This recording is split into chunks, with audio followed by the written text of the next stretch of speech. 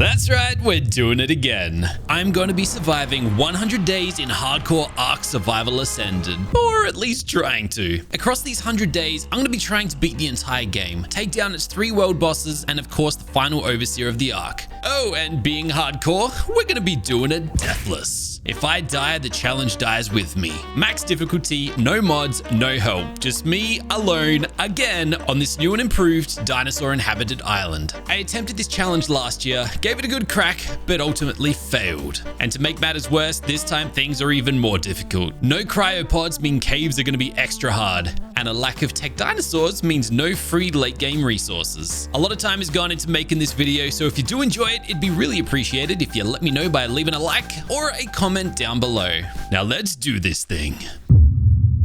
Our journey begins on the south side of the island at West Zone 1, waking up from our days and admiring our beautiful surroundings. I started my day the same way that I always do, with a quick pound of my chest to announce to the dinosaurs of the ARK, the Alpha Meola is here, and he gonna kick your butts. After catching my bearings, it was time to get moving. I slapped some bushes, punched a few trees, and scrounged up some stone and crafted my very first pickaxe, followed by a hatchet, a bunch of spears, and since you know, the aim of this whole challenge is to survive, I crafted a fresh set of some cloth clothing. Those will protect us from that giant Spino just up the river from us. That's a lovely start. Ooh, trilobites.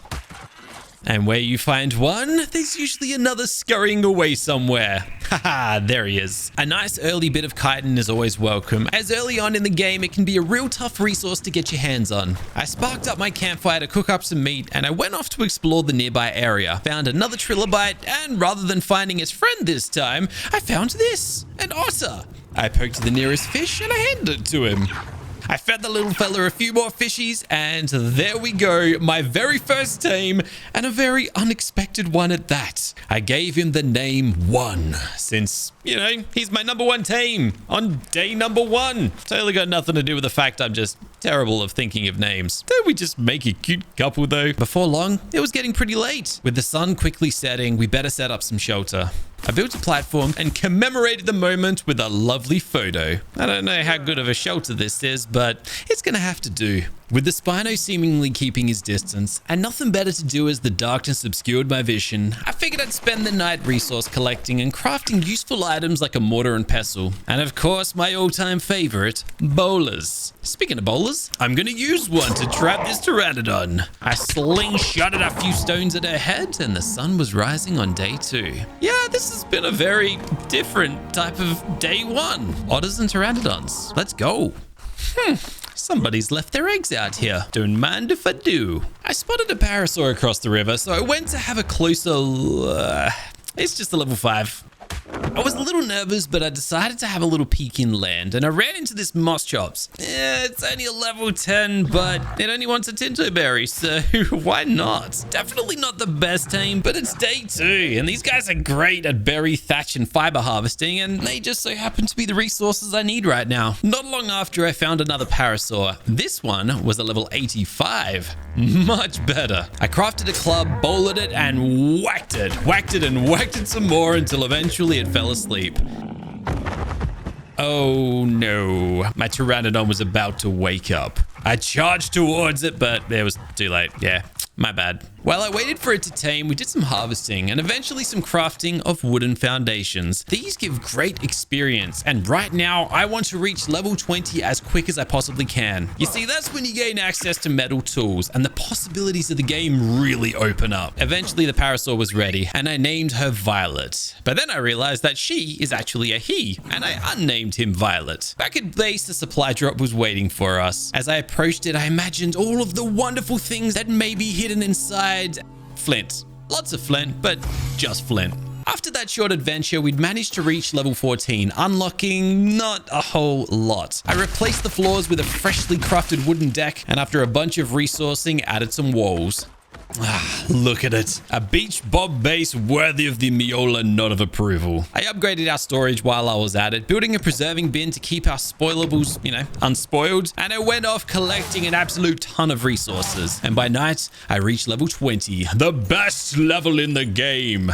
Refining forge, smithy, metal pickaxe, and I've run out of points. I guess we're not getting that hatchet just yet. I wasted no time and crafted a forge, and before long had a smithy as well. And at last, the moment was here. The inaugural crafting of the first metal pickaxe. Now the real fun begins. Day 3 started in style by crafting the metal hatchet. A very important tool for today because today I'm going to be harvesting an absolute ton of wood. But why are we harvesting all this wood, you ask? To craft a raft.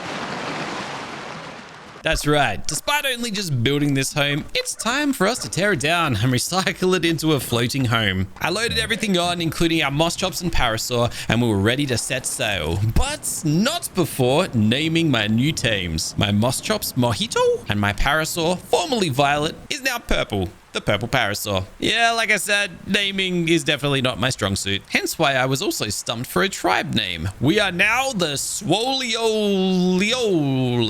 And we're off. Having explored a land very similar to this one in a previous life, I know my rough way around these parts. I had my mind on a particular resource that would be very valuable for us to have ASAP.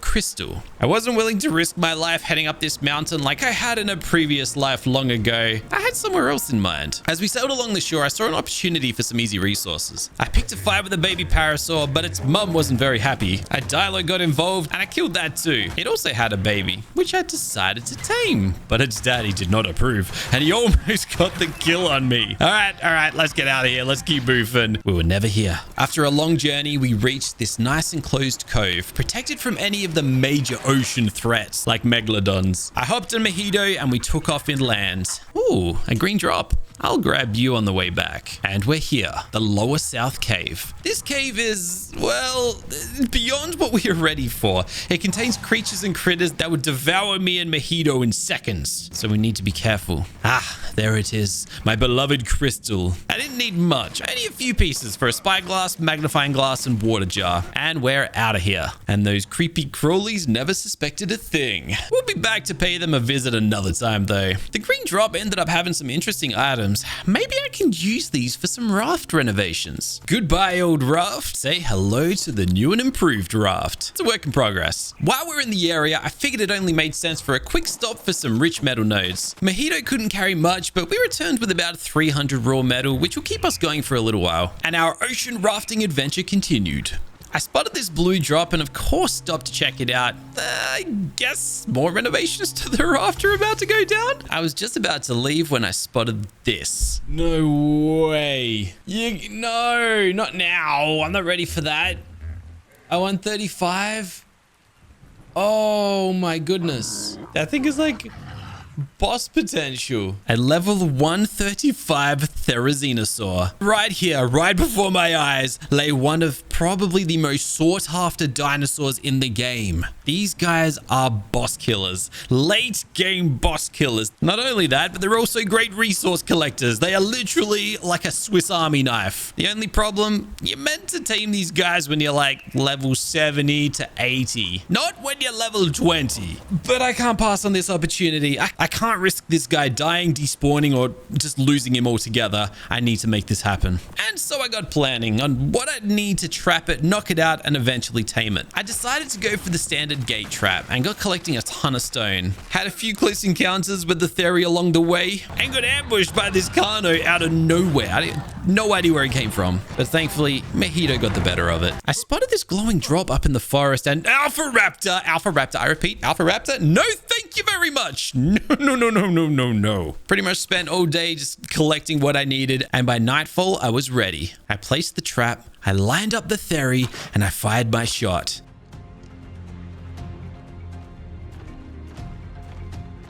My first attempt failed, but on the second try, gotcha. And after a barrage of trank arrows, it went down. Let's go. Day 4 and I've knocked out a level 135 Therizinosaur. But it's one thing to knock one of these down. It's a whole nother thing to tame one. And now the real challenge begins. I decided to use some of the metal from yesterday's metal collection to craft a long neck rifle and some bullets, and took off to explore the nearby beaches. I couldn't go too far though, which didn't really matter because I didn't find anything of interest. I spent the next 2 days on Mojito, smashing bush after bush, taking the narco berries, crafting them into narcotics, and feeding them to the Theory to keep him asleep. With all this hard work though, I thought I deserved an armor upgrade. So bam! Chitin, baby. And then I had a wonderful idea. This guy would team up much quicker with veggies over berries. So I tried building a little farm. At first on my raft, but I couldn't supply it with water. So then I moved to the beach. I'm not sure if these will grow in time, but it's worth a shot. More berries, more narcotics, and we've unlocked the Pteranodon saddle. Speaking of which, a level 90 Pteranodon. Don't mind if I do. I loaded up the Theory with a good stash of narcotics, and I took off to tame it with the prime meat of a poor baby parasaur. I topped my friend up with narcotics again, and it was time to take flight. I came across this purple drop. It had some nice bits in it. Metal, jerky, more narcotics. Yay! But unfortunately, it was all too heavy to bring back, so I had to leave a lot of it behind. Good thing we dumped it too, because I made it back just in time to deliver another big dose of sleepy stuff to our friend. And in the wee hours of the next morning, we had ourselves a level 202 Therizinosaur, who I obviously gave the name Tickle Fingers. Now we're just gonna work out how we're gonna control this guy without a saddle. Since our business here has come to a close, let the great rafting adventure continue. Well, that was until our new friend decided to disembark the raft. I pulled over to try and get him on board and spotted an oviraptor on the shoreline. I'm gonna be real, this is another one of those dinosaurs I don't usually go looking for, especially at this stage of an adventure, especially since you need to feed them eggs to tame them. Eggs that, you don't usually have this early on. But I just so happened to have 6 Hesperornis eggs that I collected back on day 1. And to my delight, it ended up being enough. Oviraptors are actually super handy tames now. Not only do they accelerate the egg lay rate of your nearby tames, but they also pick up and store any eggs that they might have laid while you're out and about away from base. Traveling a little further east, I spotted a blue drop. The unfortunate part is a pack of Allosauruses and a Rex lay between us and it. But I ain't afraid of no allos, so I decided to thread the needle through the 2 land masses, trying not to disturb any of these carnivorous beasts. And I totally failed. They gave chase, not letting the water stop them. The drop came down, but unfortunately those allos weren't feeling too generous. If anything, I think they're feeling a little bit hungry. They did not give up, so I was forced to give in and got my butt out of there. The next stop on our rafting adventure brought us to the east shore. I went for a scout on my Pteranodon, but didn't spot much. Never mind. She set her sights on a poor moss chops, but I managed to save it from the jaws of death. And then I realized she had some babies. So I changed my mind, and now I'm the one who has moss chop babies. Hold on, little ones. We're going for a ride. We continued further north past the swamplands to our next stop, this lovely palm tree lined beach. I named my moss chops baby Mojo and Moto and went for another scout of our surroundings. At this point, we've traveled about a quarter of the way around the island, and this is the first spot that I've thought would actually make for a really nice base location. So, should we build a base? Nah, let's expand the raft some more. I had a bit of a light bulb idea. It's obviously going to be a while before we get our hands on a Theory saddle, but does that really mean we can't utilize him? By whistling him to stand near trees, he would voluntarily chop them down for me, and these guys really specialize in wood harvesting. I used that wood to craft more structures, and by sunrise, we actually had room for our expanding fleet of tames. Continuing up north, past these beautiful rocky cliffs, something caught my eye. A purple beacon. A purple beacon on this island. This island with a lot of carnivorous dinosaurs. Carnivorous dinosaurs that totally want to eat me. That's right. We're heading to Carnivore Island. Northeast Island, Dead Island, Carnivore Island, whatever you want to call it. It's not a safe place, especially not for an early game beach bulb like myself. My mind said no, but my heart said go. I sprinted over to the beacon and oh my goodness, was it worth the risk. A ramshackle crossbow, along with some gunpowder shotgun shells and fryer curry. This is going to help me knock out dinosaurs about 20% faster than normal. Well, while I'm here, I may as well check out the wildlife, right? Right? I scanned the area for any interesting tames and a level 135 Argentavis. You're kidding me. Why am I finding all these mid to late game tames so early? Anyways, I lured it away from his friends. I set up a trap right next to my raft, and after a bit of playing around, I had it trapped. I knocked it out and I left it to get hungry. since I had some time to kill, I went to see what else I could find. And just my luck, another level 135 dinosaur, this time a Carno.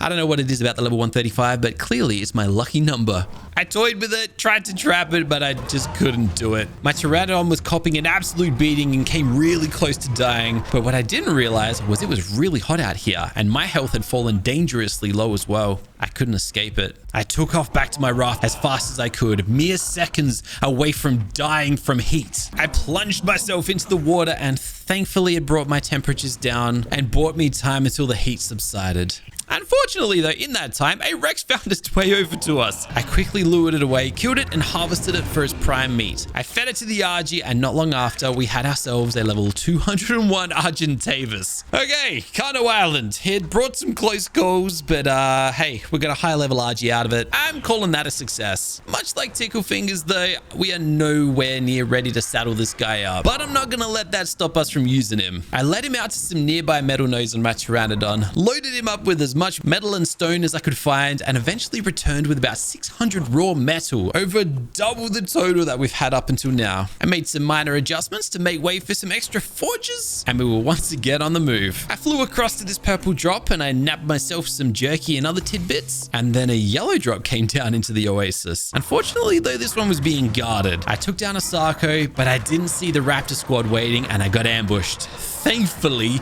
I escaped intact, but another close call that I just did not need. One of these is going to get me sooner or later. I just know it. Eventually, I found an opening, popped it open, and no way. Oh, no way. Oh my goodness, that was so worth the wait. Yes. RG saddle. Oh my goodness. And totally worth it. By night, we'd officially made it to the North Shore, where I found this level 125 Pteranodon. I don't mind if I do. The north side of the island is known for being quite a dangerous spot. The harsh temperatures, high-level dinosaurs, and very dangerous dinosaur species make it the perfect storm of trouble. But right now, things seem kind of chill. Never mind. There's a Rex not too far away. And a level 145 RG. No way. Oh, come on. You don't expect me to just ignore this, do you? I trapped it and knocked it out. I managed to take advantage of some dinosaurs fighting it out to collect the prime meat that I needed to tame my RG and Pteranodon. My Pteranodon was ready first. I finally named my original Pteranodon P-Bags and our new Pteranodon T-Bags. I named our original RG Bargy, and once our second RG was ready, I named her Margie. I still couldn't saddle these guys up, but I did have the blueprint that could give me some early access to a saddle. The thing was, this thing requires an absolute ton of hide to craft. Well, let's see what we can do about that. I lured Tickle Fingers off the raft and I set him onto absolutely anything and everything that we could find. Trikes, parasaurs, brontos, you name it. Oh no. Mother! Oh, please get up. That moment when you reawaken your childhood trauma where Littlefoot's mum died in the land before time. You better come with me, little one. This is the last you'll ever hear of Littlefoot. I totally forgot about his existence and he likely got eaten by a Rex or something. I don't know. Oh, my first red ring yellow drop. Gasoline and saddles for a Daodon, beaver, and mammoth, as well as an incredible pair of fur pants that will do wonders when we enter the snow. The killing spree helped me reach level 48, where I unlocked the fabricator, which I wasted absolutely no time in crafting, and with a little rearranging, managed to fit on my raft. And not long after, I learned the generator and industrial grill as well. You know what? Maybe it's time we build a permanent base. Soon we're gonna need a farm and some space for breeding dinosaurs, and this raft is no place to raise a young family. This spot seems safe enough. So at this point, I was itching to get some industrial structures crafted. A grill to cook bulk meat, air conditioners to assist with hatching some eggs, and of course a generator to power the whole system. The only thing is, I need electronics. Now, previously in ARK, you could kill tech dinosaurs and get electronics and polymer and metal and all that stuff really easily, but tech dinosaurs do not exist in this game, which means we need to get them manually by crafting them from metal and silica pearls. So we either raid some beaver dams, which can be hit and miss, or we hit the deep depths of the ocean floor, for which we're gonna need a nice high-level aquatic tame to help us. I found a pack of megalodons nearby and I started shooting a random one. Unfortunately though, the nearby alpha megalodon wasn't too happy about this, but I didn't let it stop me. Eventually I knocked out a level 45. Gotcha. I fed it some meat, tamed it up, and I brought it home. home. I made a few quick attempts down to the ocean floor, but due to my lack of scuba gear and the trashy visibility, I couldn't hold my breath long enough nor actually find any silica pearls. You know what? Let's solve that problem. I think it's time for some speed leveling. The quicker I gain these next 10 levels, the better, as it gives me access to so many things like flak armor, scuba gear, and of course that RG saddle that I've been dying to have. I spent a massive part of day 12 just flying around and collecting explorer notes from ruins spread across the map. These give a nice XP boost as well as an XP buff multiplier type of thing. I found this level 20 giga perched on the side of a mountain and took a massive leap in the right direction when I collected this 4x multiplier. There's only 3 of these spread across the entire map. Ooh, a motorboat. Maybe that's the answer to the future of our base. I upgraded my armor again, this time to flak, but we just weren't leveling fast enough, which is when I remembered the true secret to speed leveling was right in front of our eyes this entire time. Rafts. I quickly started crafting as many as I could, eager to get them crafted before my experience multipliers expired. And not too long after, I had a bunch of rafts. But more importantly, a bunch of levels. We'd reached level 70, unlocking a ton of useful items along the way, like the assault rifle, fridge, air conditioner, trade darts, the almighty RG saddle, industrial grinder, and to top it all off, there is an assault saddle. Yes. Oh my goodness. Okay. That is a moment. Yes. Oh, I'm feeling good. I could finally saddle up all my friends and take them for a ride. And after a bit of hide collection, we crafted both and did exactly that. First order of business for our RG, this red ringed super purple drop, which has some pretty good loot actually. This stack of leech blood will come in super handy when it comes to caves, as I can use it to craft antidote to prevent and cure myself of the deadly rabies virus. I guess it's time to put this RG to the test against an alpha, of which it obviously passed, but the raptor dropped absolutely nothing except for this Rockwell recipe note. But this Alpha Carno, on the other hand, dropped a crossbow, a 200% damage ascendant crossbow. I managed to pull another 4 levels from that, reaching level 75 and unlocking the Rex saddle.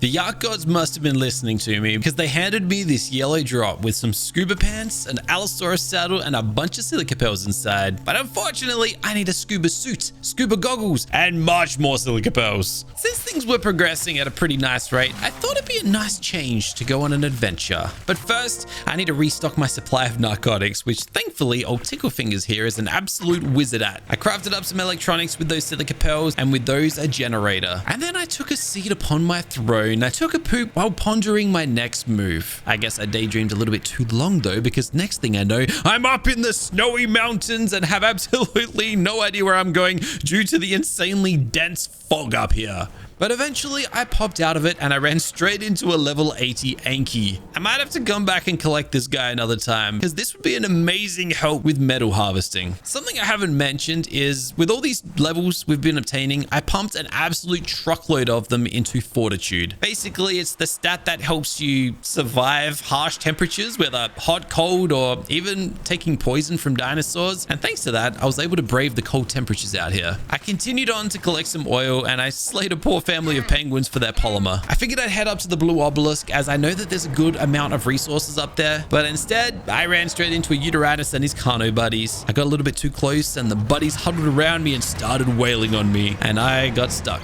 I couldn't move, I couldn't escape until the Uteratus dropped his fear roar, which caused my RG to flee, and I luckily, very luckily escaped. They followed me off the cliff and I collected my resources: oil, obsidian, and metal.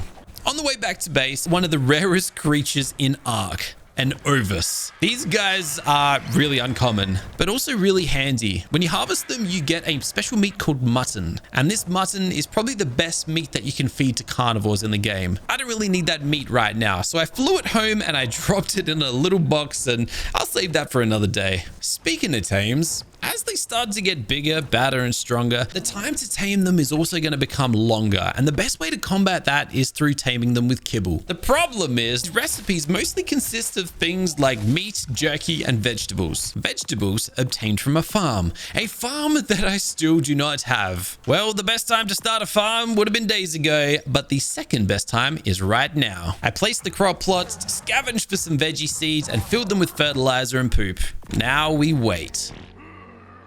I reached level 80, unlocking the Industrial Forge, but unfortunately we are a long ways off being able to craft this. Having access to a lot of saddles though, I thought it might be the right time to go seeking a fresh new tame in the snowy mountains. So we took off on our taming expedition, and it quickly became a bit more of a slaughter expedition, because every single one of the dinosaurs ended up just being a really low level, and by killing them off, you basically allow for another one to spawn in, and hopefully that one ends up being a high level one. If not, basically rinse and repeat until you get what you want. I found an alpha raptor, which had a lot of loot. Oh my goodness. But unfortunately no upgrades for me. I scanned the redwoods and found nothing. Up the volcano, found nothing, and back through the snow, and still not a lot. I'd just about given up and was on my way back home when I spotted this guy, a level 120 Daeodon. Not necessarily what I was looking for, but an essential member of every ARK adventure. These guys are like little support dinosaurs. They pump out a healing aura that heals your tames, and are just the perfect dinosaur for healing your squad after boss fights. I carried him back to the raft, built a quick little trap, and locked him inside. Knocked him out and left him to get hungry. I was over at Kano Island, slicing and dicing my way through dinosaurs, collecting up a ton of prime meat to feed to my Daeodon, when I found this little baby Rex roaming around. I killed his mum, picked him up, and carried him home. Hey, a free Rex is a free Rex, even if it is only level 55. This is the last we're gonna hear from this little guy, because I totally forgot to feed him, and he likely died of starvation. Whoops. I finally got around to feeding the Daeodon, and before long, it was ready, taming out to a nice level 179. We'd finally made it to level 81. And I finally had access to scuba gear, and I wasted no time in crafting it, as I'd been hanging out for this day for a while. It was finally time to hit the deep ocean in search of silica pearls, and I knew just the spot to go. For those of you who don't know, I hate the deep ocean. It terrifies the ever-living daylights out of me, in game and in real life. Not that I'm going into the deep ocean in real life, but sometimes a man's gotta do what a man's gotta do, even if it means facing his deepest fears. And in this case, these really are some deep fears. Eventually I made it to this little cave entrance, swimming through and emerging in this beautiful deep ocean cave. A cave that just so happens to have all the resources that I need. Oil, crystal, and of course, silica pearls. These things absolutely sucked to pick up. For some reason, whenever I tried, I'd pick up strands of grass instead, and we ended up with thousands of fiber. It was just an absolute disaster. But eventually we ended up with about 400 pearls, which was about enough to get us 100 electronics. Back at the raft, I finally placed my generator, then my grill, and last but not least, a refrigerator, and relocated my forges to the farm platform. So, unfortunately, I lost pretty much all the footage from day 17, as we'd experienced a bit of a heat wave here in Australia, which caused a power outage and corrupted my video footage. But the day was mostly spent up at the volcano, collecting a bunch of crystal, obsidian, and metal, which is now smelting away in my forges. I also got around to breeding my Argies and Pteranodons, so we got our first fertilized eggs too. The Pteranodon egg came really close to hatching on its own, but it needed an air conditioner for that last little bit. I crafted one up, the egg hatched, and I named our baby Pteranodon Baby Bags. Another quick little disclaimer, this will be the last we hear from poor little Baby Bags. It faced a similar fate to our other baby. I really wanted to keep advancing our industrial evolution by replacing our mortar and pestle with a chemistry bench, but you know, we need more electronics.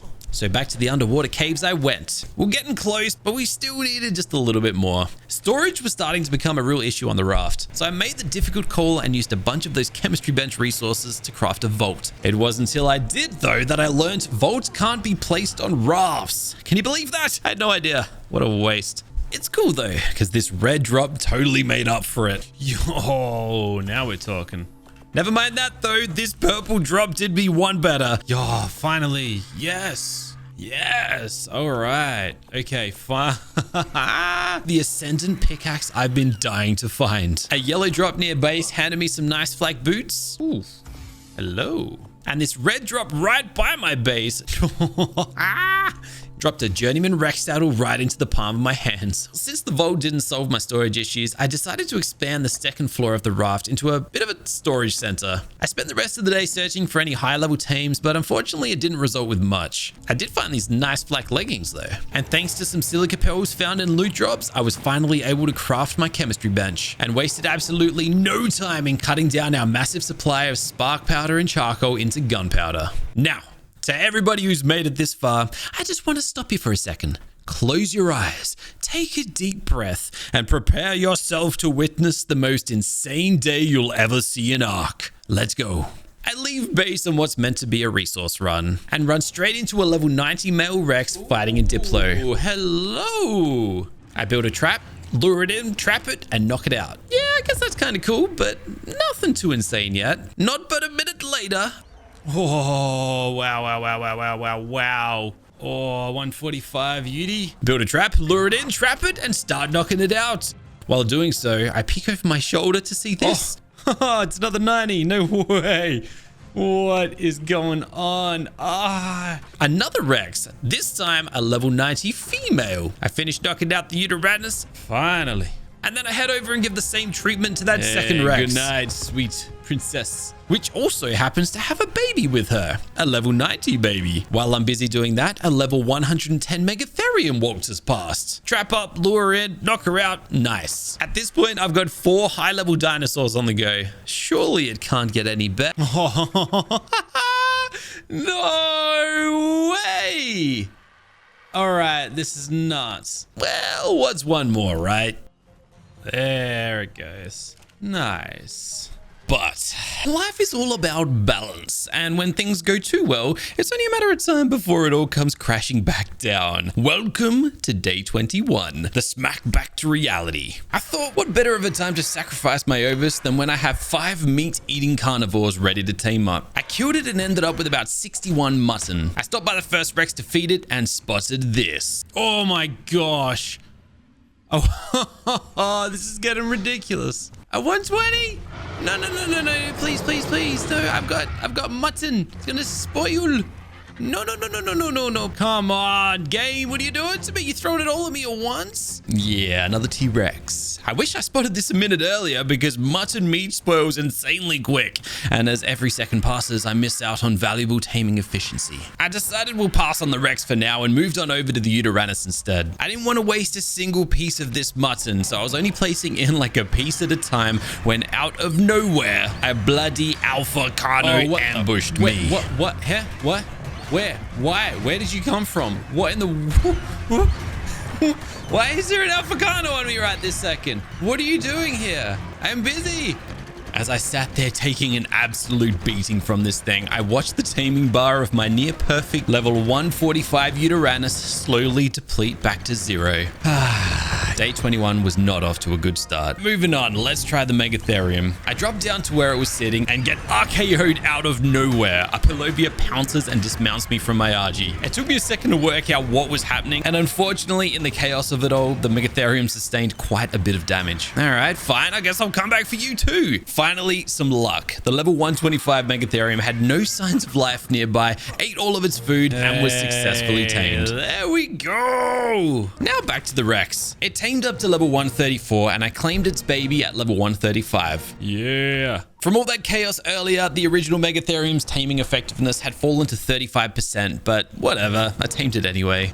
I took them all and left them in a safe place, as unfortunately between us and home was now a raging level 120 Rex that I had to deal with first. And upon finally taming the original level 90 Rex, it reminded us of its presence. It did not want me leaving with my Rex, but after an absolute chaotic chase, I managed to separate the two and it fled off into the jungle. I tracked it down and eventually managed to trap it. Gotcha. Marked it with a beacon and decided I will come back for this guy another time. For now, I just want to get everybody else back home before anything else can possibly go wrong. Once that was sorted, I did return and knock out that level 120 Rex. Boy, am I glad that is over. All right, let's give this Uranus another crack. This time, I ain't going to be stingy with my meat. We're just going to dump it all in there and let him eat it all. The shocking thing here, though, is despite, all the chaos with the Alphacano and all of that, its taming effectiveness was barely affected. So once this does level up, he's pretty much going to be max level. Hey, a level 95 Anki. Nice. I'm actually going to bring this one home with me, but not before finally going and picking up my now level 212 Uranus from its long old slumber. I think that might be like our new highest level tame.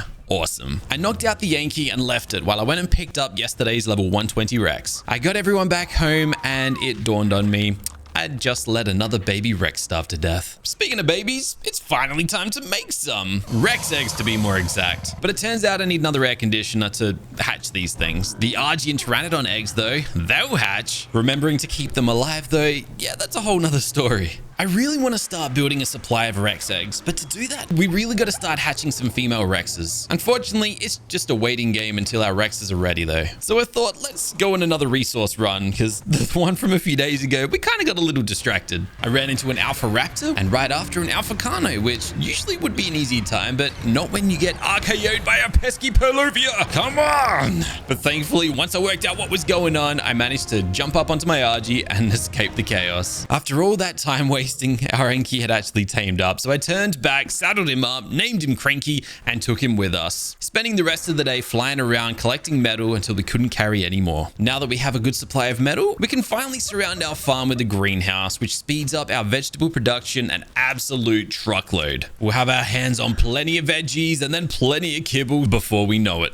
And just like that, we're a quarter of the way through the challenge. And what better of a way to celebrate than by hatching some babies? First, the level 149 Pteranodon, I named it Baby Bags. The second. Let's try and keep this one alive, eh? And then an RG who I named Bungie. What a cutie. But also a pain in the butt because he just refuses to come and land on the ground. After weeks of searching, I found the highest level female Theri I'd found yet, a level 80. And it wasn't too far from home. Honestly, it's not even that good, but it's a lot better than anything else I've found. I tried trapping it, but I wasn't equipped with the necessary tools. I went to get them and returned to find her dying to a T-Rex. Oh no! I tried to save her, but the damage was done. Ah, you silly goose. Why would you do that? I got home to find another baby RG waiting for me. This one had a really cool green wing mutation. I called it Gunji. And after what felt like an eternity, I finally hatched my first baby Rex, a level 150 boy. Dang it. A decent enough level, but unfortunately it's not the female egg layer I was hoping for, so I guess we got to try again. As disappointed as I was about the Therizinosaur dying to that Rex, I did manage to find the highest level Megatherium I'd found yet, and this one I did manage to trap and knock out.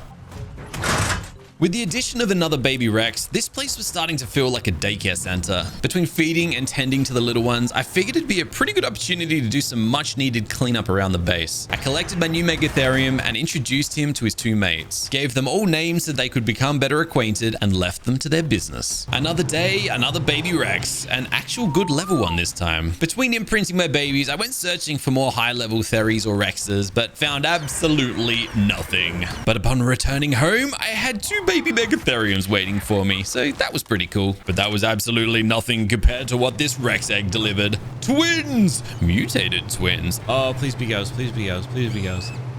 Go. And go! Yo!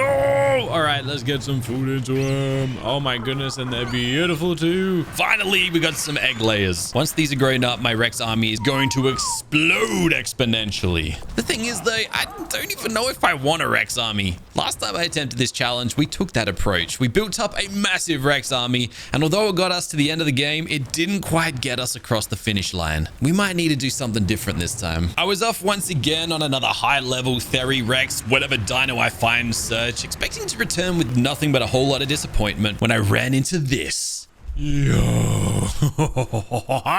Yes! Yes, yes, yes, yes. Finally. And I don't have anything to trap it. The thing is, because I was just expected to run into more disappointment, I left all my trapping stuff back at base. I quickly returned to grab it and found one of those two mutated twins dead. I think I forgot to feed another baby.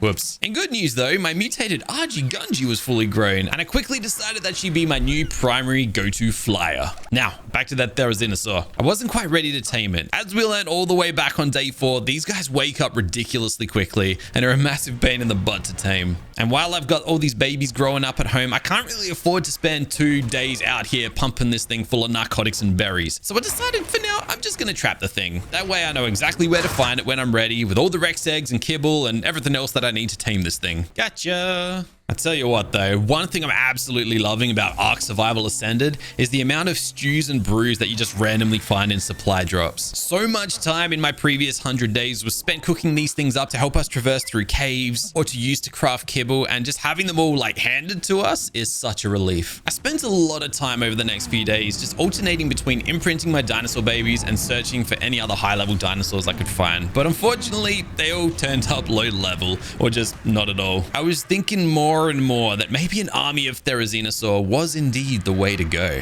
And so rather than hatching my next few Rex eggs, I did the unthinkable and cooked them up into the most exquisite, tasty, flavorsome, exceptional kibble that I've ever cooked up, with the pure intention of feeding them straight down the gullet of that female Therizinosaur we've got trapped out there somewhere in the jungle. I was out on another dino hunt, just searching for whatever tames I could find, and I came across this. Whoa, whoa, whoa, whoa, whoa, hello. Oh, hello, where did you come from? Hi, wanna fight?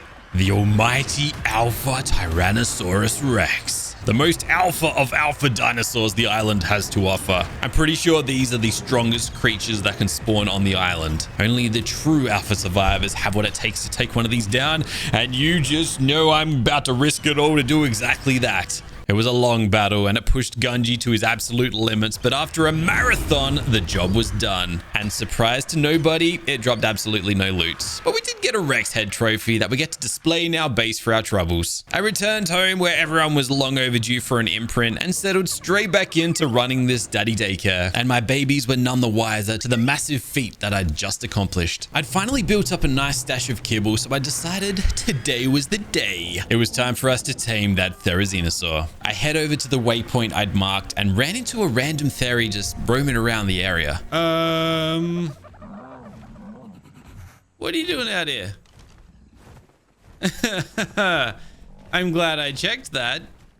You're not meant to be out here. Well, thankfully I didn't have to search too far for her. I trapped her once, I'll trap her again. And I did, except this time she somehow slipped out the top. Oh, snap. What? Wait, what? Wait, what? I wonder if that's what happened last time. All right, we'll try something a little different this time. I set my sights back on our main target, and without any trouble at all, finally had her trapped.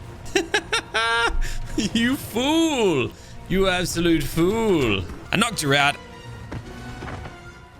and realized I'd forgotten my berries. I took off back home, cooked up one more piece of kibble, and grabbed a stack. The kibble got it most of the way there, but in hindsight, I probably should have waited till I had a few more. She still took a while to tame, but it was nothing compared to the one all the way back on day 4. In good news though, she was finally done. I saddled her up, and since there was only one way to get her back home, I began the trek across the island, slaying absolutely everything along the way, of course. By night, we'd made it home. I introduced her to Tickle Fingers, and they got tickling. This is it.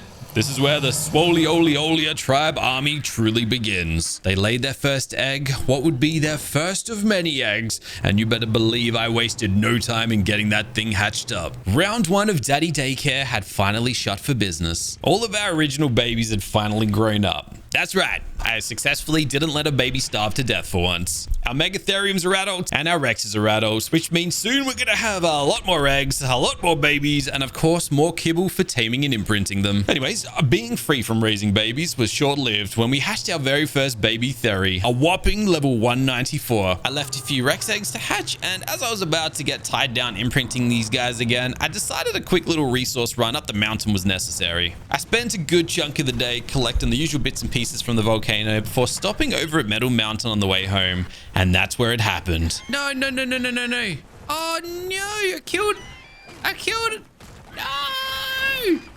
I just punched. Oh, where's the body?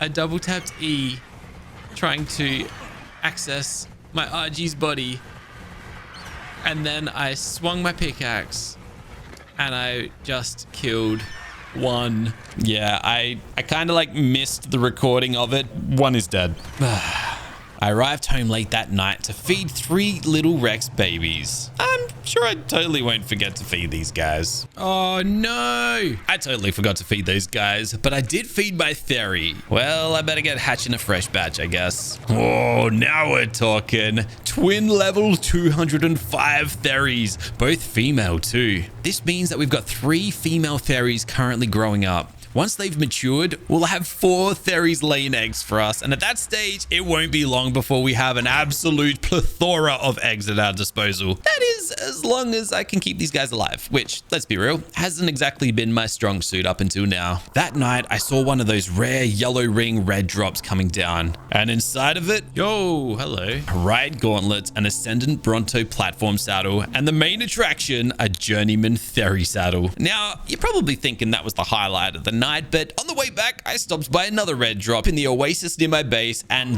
that drop contained none other than a Journeyman Theory saddle blueprint. Oh my goodness.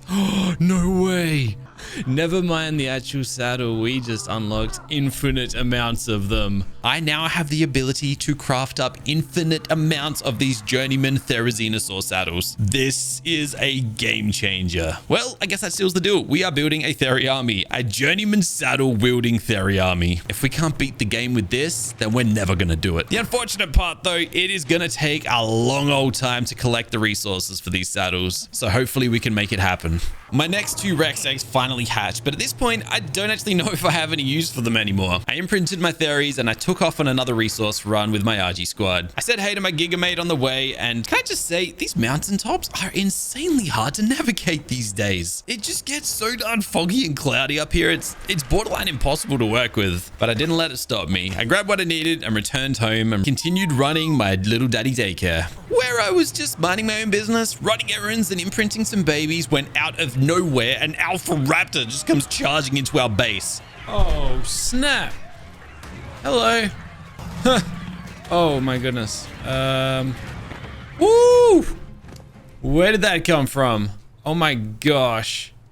Wow, wow, wow, wow, wow. I guess it's kind of my own fault for not, having walls up around this place, but thankfully I was able to stop it without it claiming any casualties. So, other than metal, the only thing I still need for my industrial forge is cementing paste. So rather than crafting it, I took off to search for some popular beaver locations around the map. If I was lucky, I could easily pull the few hundred paste I needed from some of their dams. On my search, I flew into these guys, ARK's newest inhabitant, the Rinignatha? I think they're called. These giant bugs are absolutely devastating. I've seen what they can do, and it ain't pretty. I decided to steer well clear of them, as I'm sure they'd whoop my butt with ease if I even got close to them. In good news though, double beaver dams. 200 paste in the first and 240 in the other. Perfect. Back to base for some more imprinting, and this is when I realized raising babies is gonna be really different this time. You see, in original ARK, if a dino asked for a food that you didn't have, you just cryopod the thing, release it, and it asks for something else. Kind of like a bit of a re-roll mechanic. Well, cryopods no longer exist in ARK Survival Ascended. So, for example, if a dino asks for exceptional kibble, you better have that exceptional kibble, otherwise you are not going to imprint that dino any further. Now that I have my cementing paste and our metals done smelting, it's finally time for the industrial forge. I just gotta work out where I'm gonna place this monstrosity.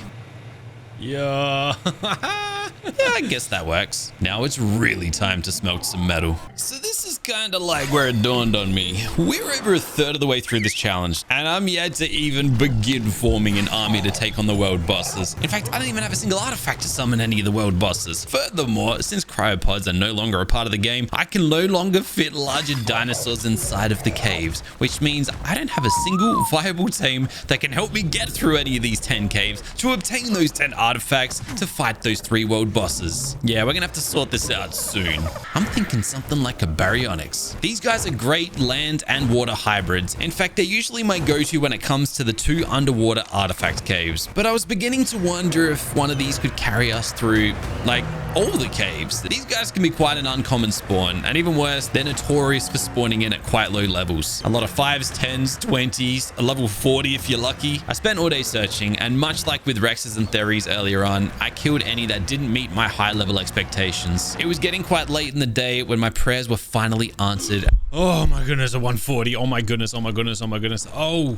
After a bit of a play, I had it trapped. I knocked it out and left it to get hungry. And as expected, returned home to a bunch of babies in desperate need of some attention. As nice as it was to have a high-level baryonyx in the works, it wasn't gonna be enough. I needed to find her a mate that we could breed her with and then raise its nice, strong, imprinted baby. It would give it that extra stab buff and make it a real weapon in the caves. I went out searching the swamps and riverbanks again, but this time, no luck. I stopped by our level 140 girl and handed her a bunch of fish meat. The thing is, it's really not the best taming food when it comes to taming these guys. And unfortunately, I don't have any prime meat, nor do I have regular kibble to feed her. So I just had to accept the taming effectiveness drop and yeah, deal with it. And she was ready, taming out to just level 166. Way lower than the potential level 208 she could have been. Yeah, I messed up. That was a bad call on my part. Unfortunately, these guys are just a little bit too big for RGs to carry. So I named her Bazzy and began the long trek home. The ARK gods must have been looking down on us though, because that night I managed to pull a journeyman baryonic saddle from a YOLO supply drop. How's that for timing? Speaking of berries, another high level one. Yo.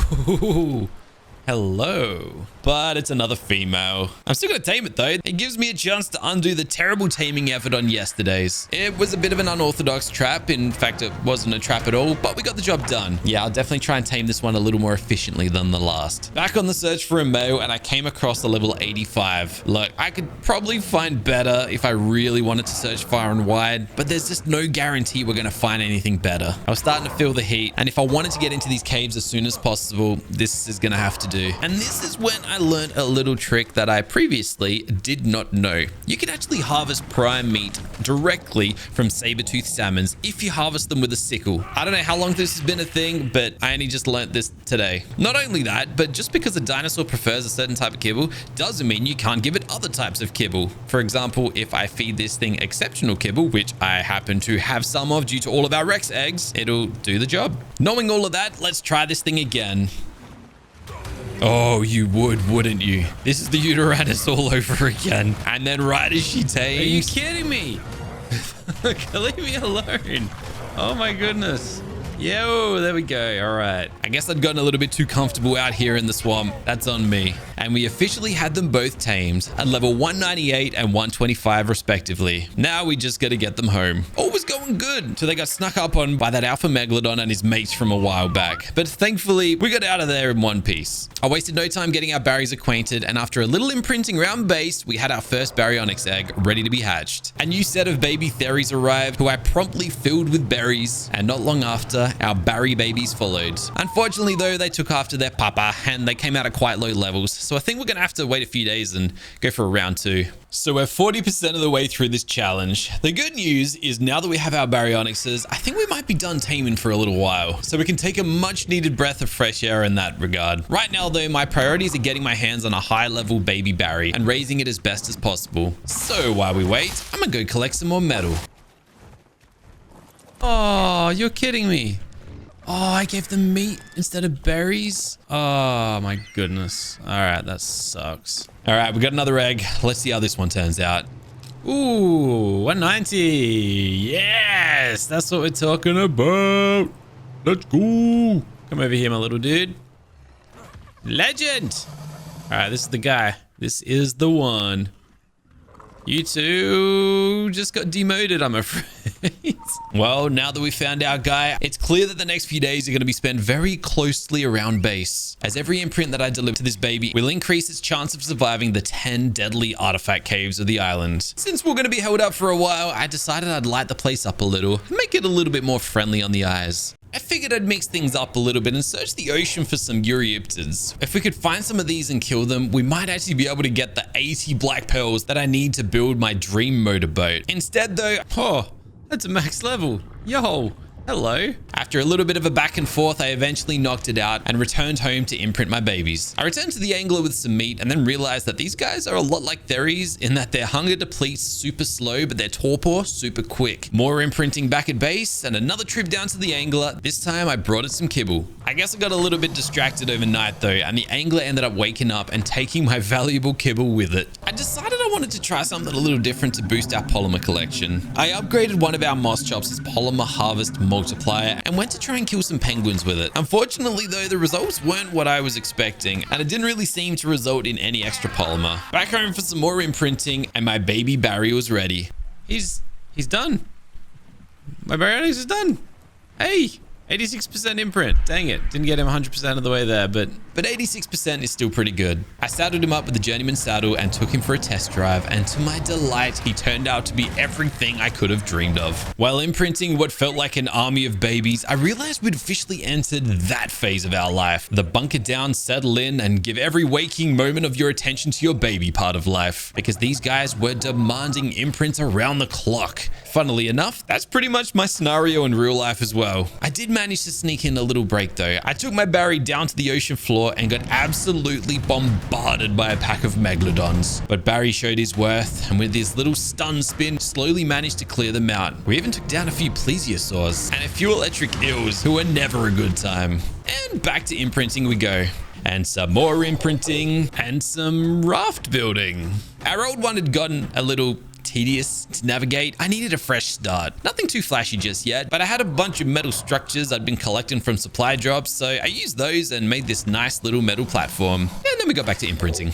And just like that, my baby theories were on the brink of being babies no more. I gave them their last imprint and let out a long sigh of relief. It's time. It's time to go cave spelunking. My plan was simple. I'm going to take my raft and sail everything I need all the way down to the south shore, closer to some of the more easy entry-level caves. I'm going to work my way up from there to the harder caves, leveling and strengthening our baryonics along the way. I packed everything I thought I may need in the storage box, weapons, stews, all that good stuff. I even brought a generator and fridge to keep everything nice and fresh. And for the first time yet, I placed a bed. Yeah, nearly halfway through this thing, and this is my first bed. If we're going to die on this journey, it's probably going to happen this time, and I don't know. I figure we may as well respawn close by if it does happen. So Gunji, Barry, and I embarked on what would be a multi-day journey, all the way down to the little south cove that we stopped at all the way back on like day 3. So these are all the caves we need to hit. My plan is to cross 3 of these caves off on this journey, starting with the lower south cave. This is hands down the easiest cave on the island. It contains your usual creepy crawly critters, with its biggest threats probably being arthropleuras, who can break my armor with their spit. Not only this, but a lot of the creatures in here deal poison, and if you're not adequately prepared with like fortitude levels and stuff like that, they can also knock me and my baryonics out. Managed to grab a few cave loot drops along the way, but they didn't really contain much. Grabbed a few survivor notes for their XP boosts, and before long we reached the artifact chamber. Cleared the room, grabbed my prize, the artifact of the hunter, and hastily made my way out. Cave 1 complete.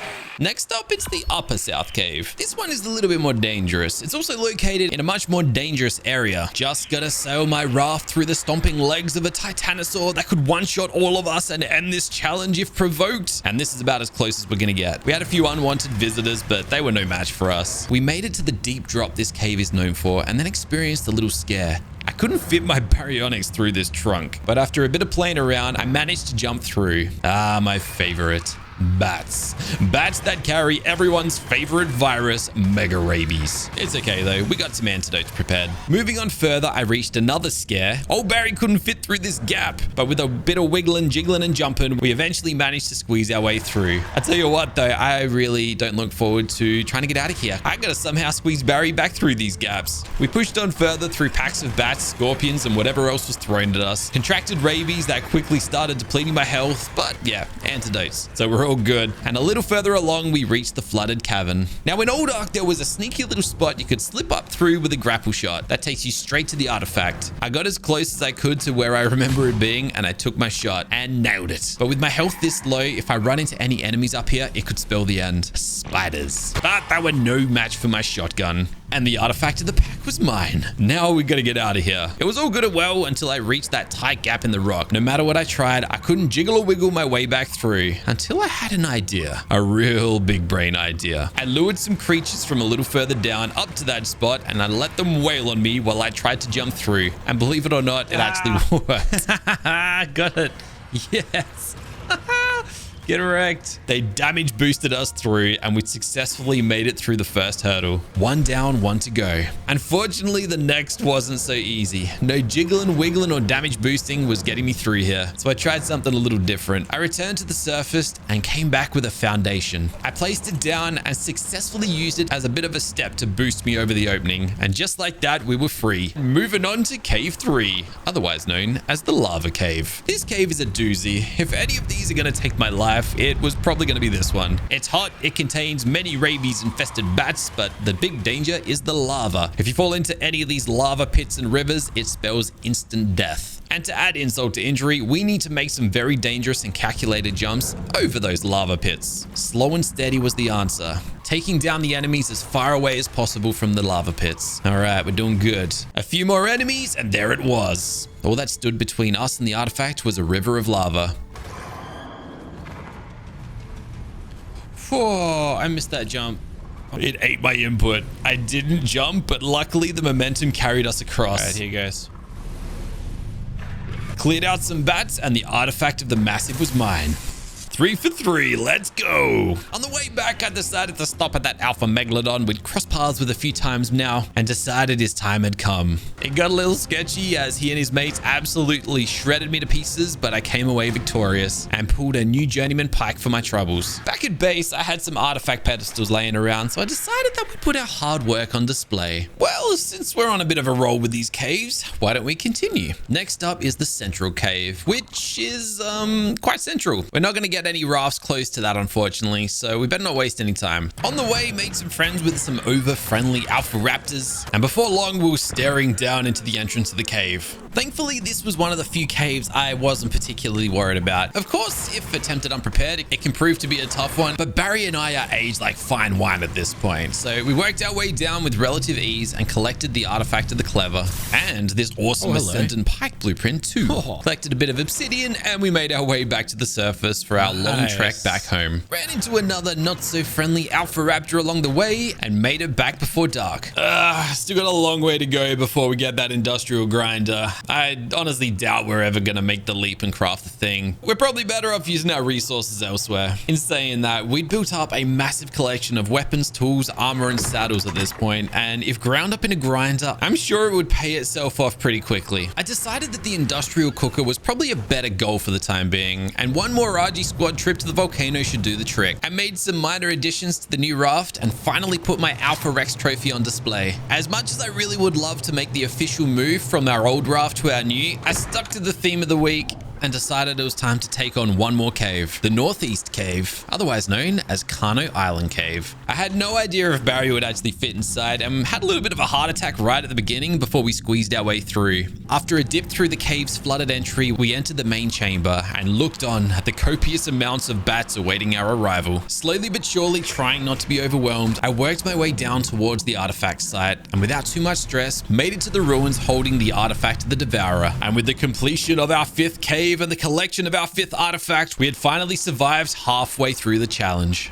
And so we've made it halfway there. We're 50 days in. It is day 51. We've collected 5 of the 10 artifacts, begun building our boss-slaying Therizinosaur army, but we've still got the 5 hardest caves ahead of us. The poison-filled swamp cave, the treacherous underwater caverns of Lost Faith and Lost Hope, the Northwest Ice Maze, and of course the scariest of them all, the infamous Snow Cave, which by the way can no longer be traversed by large overpowered T-Rexes like we did last time.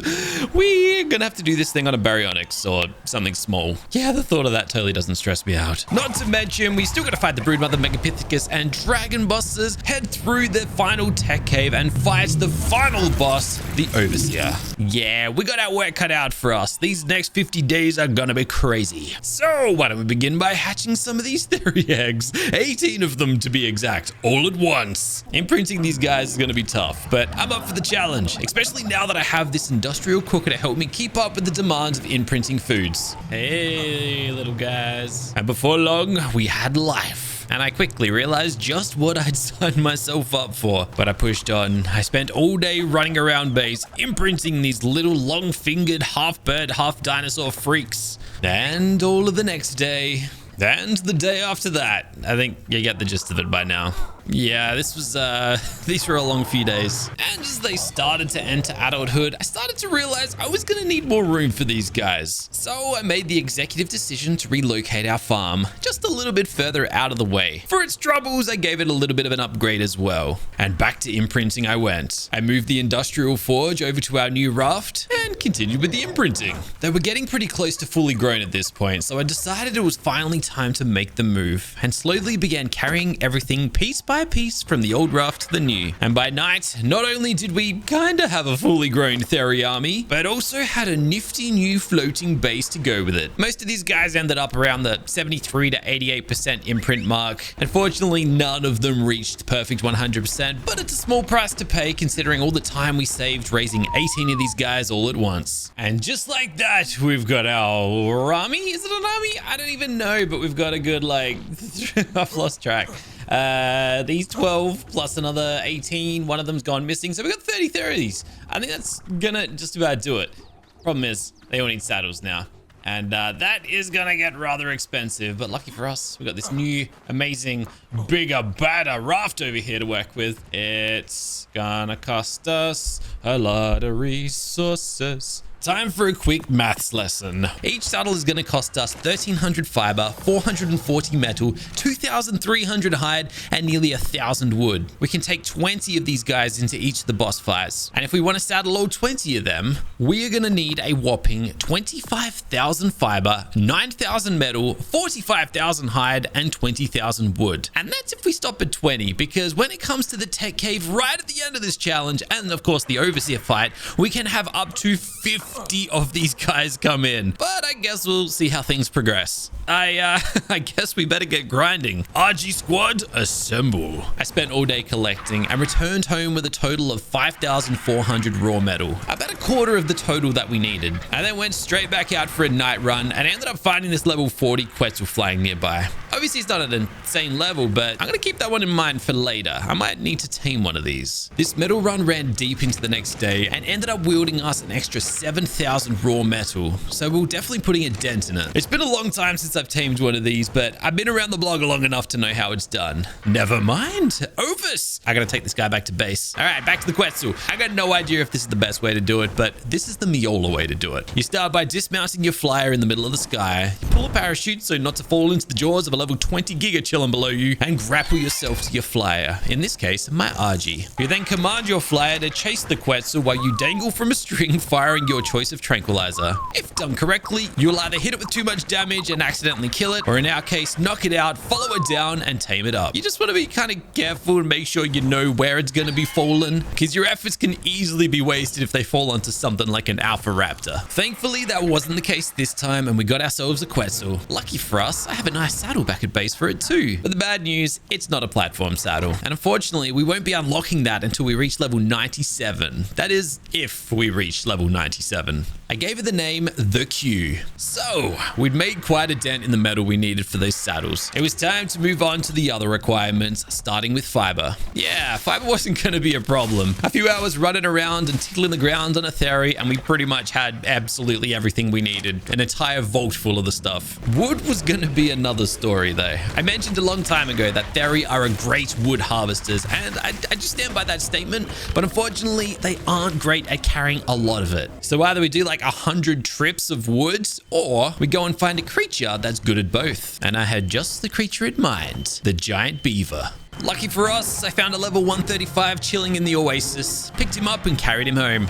Knocked him out, crafted some kibble, and left him to do his thing. But not really. These are one of those annoying dinosaurs whose torpor drops quicker than their hunger, meaning you gotta keep pumping them full of narcotics to keep them asleep. You know the drill by now. I decided to waste some of our resources on another vault, as we're gonna need somewhere to store all these tens of thousands of resources. I also figured we may as well tame that Ovis we had trapped at home too. So I shot it, grabbed some sweet veggie cake that I'd found in a supply drop, and realized that these guys are actually passive tames. Look, I don't know if I've ever tamed one of these, I'll be honest. Our beaver was ready. I got straight to tree chomping, and the Ovis woke up, so I got straight to cake feeding. So our saddle progress currently looks like this. The fiber is done, the metal is about halfway there, wood probably about the same, and hide, I don't even want to think about that. And I didn't. Instead, I got straight back into the metal grind and the wood grind until it could no longer be ignored. It was time for the hide grind. I did have a plan going into this though. We had an Ovis tamed up at home. If I could find another Ovis to mate with, we could breed them together and form a bit of an Ovis hide farm. So I multitasked. I flew around areas known for spawning Ovis and killed absolutely everything I could find, harvested their hide and moved on to the next spot. And eventually the search paid off. I took it home, fed it some cake, introduced them and left them to breed.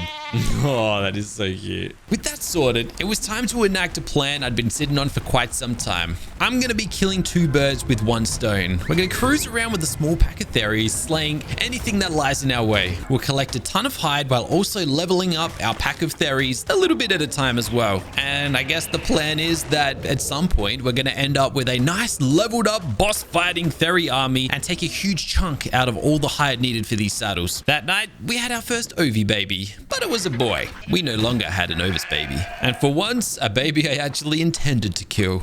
I actually can't believe it. The loot you find in these new loot drops is just insane. Like seriously, look at this yellow drop here. Ascendant, Theory, and Plesiosaur platform saddles, Mastercraft Spino saddle, and a Journeyman Giant Squid saddle. But that had absolutely nothing on what was about to come. Look at that. An industrial freaking grinder. This might be the most expensive actually, this probably is the most expensive item in the game. Especially the most expensive item you're ever gonna find in a supply drop, and we got it. And it just so happens to be the one structure that I've been wanting the most. Like, to be real, as much as I really wanted one of these, I never actually expected to get one. I pretty much gave up on that dream long ago. But now that I got one, there's only one thing for us to do. It was finally time to grind our 64-day long loot hoard. It's full. I've been waiting so long for this day. And weren't the results beautiful? Metal, hide, polymer for days. So I guess maybe that hide grind ain't gonna be so bad after all. I had that much loot stored up that it literally took all day to transport it, grind it, and separate the resulting resources into storage. Absolutely mad. And on that note, it's time for another rafting adventure. This one might actually be our last. This time we're heading west along the north coast, starting with the Northwest Crazy Maze Cave. This is an icy one, so I suited up with my best fur gear, equipped myself with a bunch of grapples and stacks of shotgun shells, and entered in. This one could be a real doozy if things don't go according to plan. It has a bunch of well-hidden pitfalls that if fallen into, insta-kill you, and it can be quite easy to get lost. My last time playing through here was the opposite of a smooth time, and it came very, very close to costing me everything. Thankfully though, I know my way through here. We ran into some spiders and made short work of them, and found the main death spike chamber. Right as I contemplated entering, I spun around and found this sneaky bug again ready to knock me to my death. Not today, mate. All right, now that that's dealt with, let's go. I grappled over and waited, but no one appeared.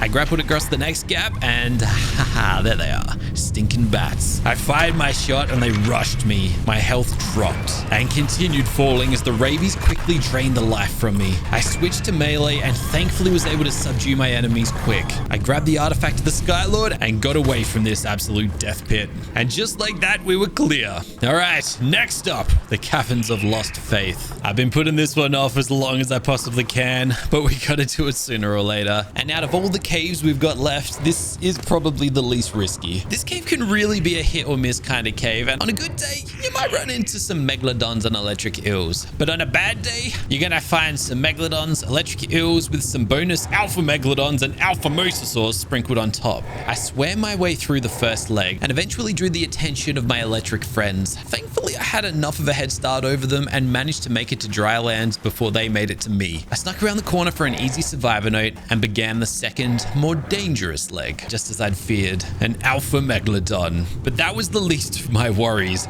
Eels, mantas, megalodons swarmed me, rendering me immobile. I tried to wiggle my way out, but had no luck. My health diminished as I flailed around with no hope at all, until slowly the pack started to thin, and just in the nick of time, I had a moment to escape. Or so I thought.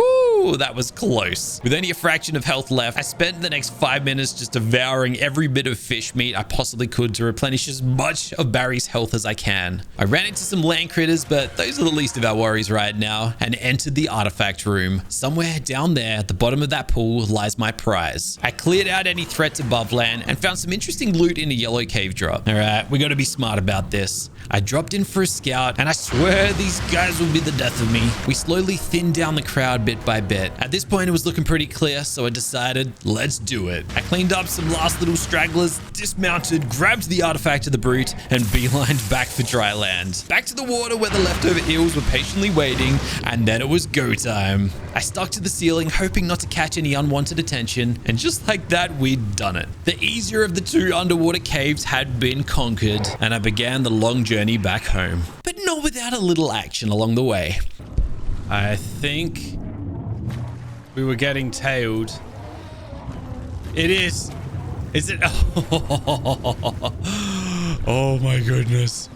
All right, I pulled in for a quick stop, mostly because of that drop, but I could see a shadow behind us, and my suspicions were correct. Yep, an alpha lead was on our tail. An alpha lead that would have absolutely annihilated our raft from existence had he caught us. But instead, I managed to annihilate him.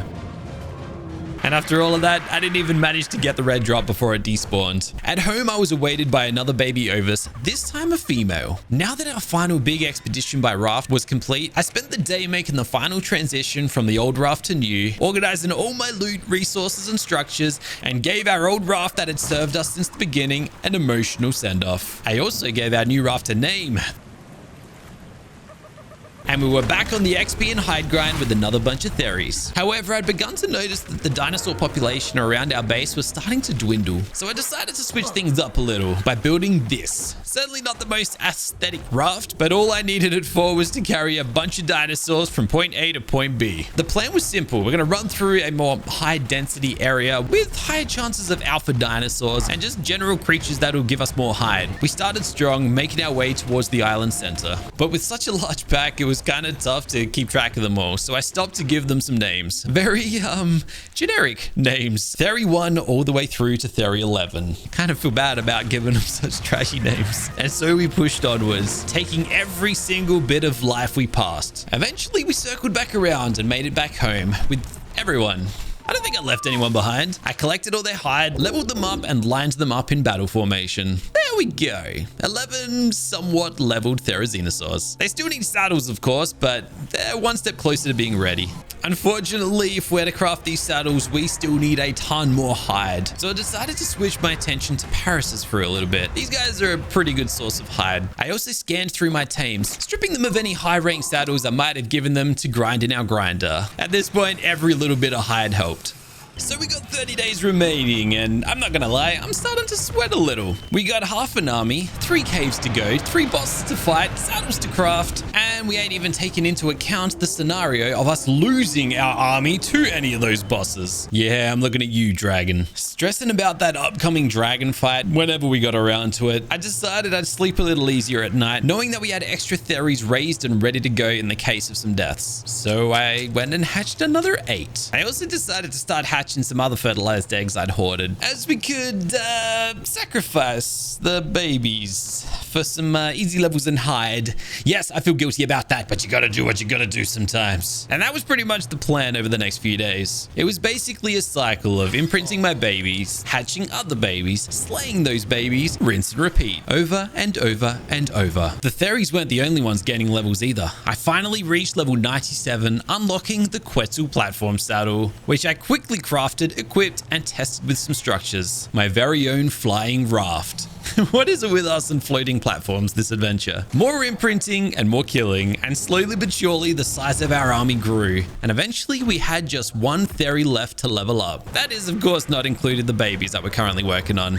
We officially had 20 leveled Theories. They all sat anywhere between 30 and 50 levels. It all kind of depended on how many babies they were unlucky enough to kill, I guess. And finally, at last, we entered day 76 with another 8 matured Theories. And that brought us to a total of 28, not including like the other 12 that were a part of our separate breeding team. So now that Daddy Daycare is once again closed for business, it's time for another cave. This time, the Swamp Cave. This one is a pretty unique cave. The air is poisonous, so we have to make sure we've got a gas mask equipped at all times. It's also incredibly hot and packed to the brim with your usual culprits like spiders, snakes, arthropleura, and a ton of insects. Not to mention, the creatures in the cave exceed the usual level cap and can reach up to level level 300. I grabbed all the items I needed, hopped on Barry, and entered the cave. Straight away taking 10 damage a second as I'd forgotten to equip my gas mask. I worked my way down the tight cave, filled to the brim with enemies, and made it to the first room, where it happened. A stinking arthropleura hit me one too many times and broke my mask, causing me to inhale the toxic gas of the cave. I turned around and ran straight out. How could I be so stupid and let that happen? Not to mention not bring a backup mask. I guess we just gotta be grateful that it happened so close to the cave entrance. I flew Gunji back home and repaired my gear. And it turns out I didn't have the resources for a second gas mask anyway, just enough to repair this one. So if I fail this time, we're gonna have to wait a little while before we try again. Take 2. I head in, clear the tunnel, and make it to the first room. I slowly clear that out as well, making sure to kill absolutely every living thing I can find. Now, in old ARK, there was a sneaky little spot that you could fire a cleverly placed grapple into and pull yourself straight to the artifact. Well, I don't think that's there anymore. And if it is, I could not find it. And trust me, I looked everywhere. So I guess we're going the long way. I continued fighting through, but realized Barry was down to half health. Not only that, every second in here, we risked breaking our gas mask again. So I said stuff it, and I sprinted through, straight into the main room where I got absolutely swarmed. My heart was pounding, but eventually we pushed through and made it to the artifact of the immune. Now I just gotta get back out of here. I'd like to say we did that with ease, but it wasn't without a few hiccups. But yes, we got out alive. 8 artifacts down, 2 more to go. Except the remaining 2 are the snow cave and the caverns of lost hope. By far my 2 least favorite caves on the island. Oh well, it is what it is. We had a fresh batch of theories that needed leveling, so I dropped some more sacrificial Rexes and got busy. Between loot grinding, dino slaying, and our little theory kill squad adventures, we'd finally built up a sufficient amount of hide to start crafting some saddles. I'm not sure exactly how many we can craft as my mathematical smarts are starting to deteriorate, but let's see how it goes. I started by preparing as many heavy resources as possible, mostly the metal and wood. I emptied my inventory into a chest and consumed a mind wipe tonic that I'd luckily found in the supply drop. These purple concoctions wipe you back to level 1, making you forget all your stat upgrades along with all of your engrams. The downside here is that our weight gets sent all the way back to base level, meaning we can only carry a few resources without being over encumbered. But the trade-off is that we're going to pump every single level we've got into crafting skill. This is going to give us the chance to craft some very high armor saddles. Let's see what we get. Crafting these saddles literally took an entire day, but by the end we had a total of 27 saddles, all with varying degrees of armor, spanning a low 60 all the way up to 76.6. And so I began distributing them to the army, and oh my goodness were they looking good. With our army starting to take shape, I began preparing to face one of the biggest hurdles of this challenge, the snow cave. But I wimped out. I'm not ready to throw this whole thing away yet. Instead, look, we got this theory army looking pretty tight right about now. Why don't we put them to the test? Let's go take on the Broodmother boss. I loaded as many theories as I could onto the Quetzal, followed by my Uteranus for support, until the moment I realized that the dinosaurs a Quetzal carries affect its weight, and the queue was heavily over encumbered. It can't fly with this many dinosaurs on its back. This changes everything. Getting these guys to the boss arena obelisks was gonna take days. Not to mention, I gotta get all these guys up to the tech cave entrance up at the top of the volcano, like I've mentioned a few times already. I tell you what though, those ARK gods must have been watching down because they decided to throw me a gift in the form of a supply drop. I actually forgot about this feature, but you can actually enter the boss arenas from one of these. I whistled over my squad, 19 theories, and of course my Uteranus. Made sure that they were all tucked in as close as they could possibly be, placed my artifacts inside the metallic structure, and it was time. All right, here we go. At first, I couldn't find the Broodmother, but then realized she'd snuck up on us. I straight away activated my Uteranus's Courage Roar upon our army, giving them a damage boost, but also extra damage reduction. Sent them in, and they flailed and wailed all over the Broodmother Queen. It did not take long. It was hardly even a challenge, because no more than 90 seconds later, the Spider Queen had fallen. Get wrecked. My army barely even took a hit. I collected my prize, the head of the Broodmother, and we teleported back home, where I straight away mounted its head right alongside our Alpha Rex skull. You know what? Never mind the snow cave for now. Let's take on the caverns of lost hope.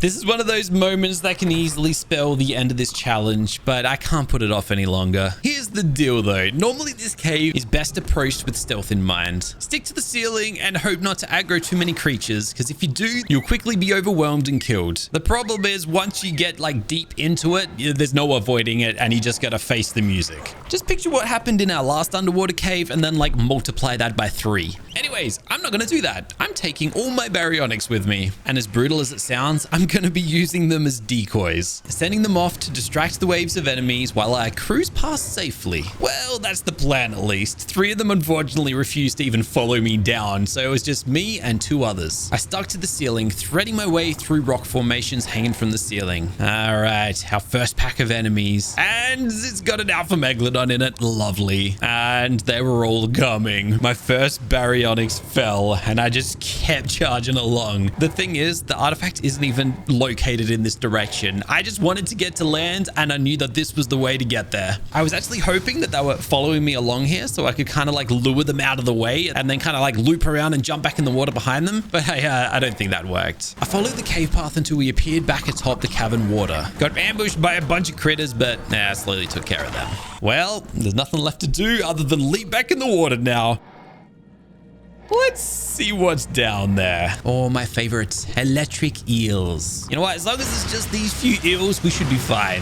Okay, never mind. There's a lot of eels. We had no choice other than to kill them, which we did, and move further down into the deep trench. To be honest, this is looking pretty good. Only a single megalodon in our way. Sometimes you come down here and there are a truckload of them, so this was a sight for sore eyes. But before facing it, I decided to stop and heal up just in case. I fought the megalodon, healed up a little more, and kept moving on into the final room. Ah, this is where they're hiding. We had no choice other than to thin them out into smaller groups, and that's exactly what I did. Luring out a few at a time, killing them, and returning for the next bunch. Got some more heals in, and the last line of defense were some anglers. Very, very high level ones. But thanks to that max level angler we encountered quite a while ago now, I knew how they fight. They bite, retreat, and repeat. So I used this knowledge to find a window of opportunity, hopped off Barry, grabbed the artifact of the cunning, hopped straight back on, and initiated my escape protocol. Getting in here is one thing, but I got no idea what's awaiting us out there right now. And boy, it was not pretty. I weaved my way through the rocks, sticking as close to the ceiling as I possibly could. I was just waiting for that moment that something came up behind us and gave us a snap.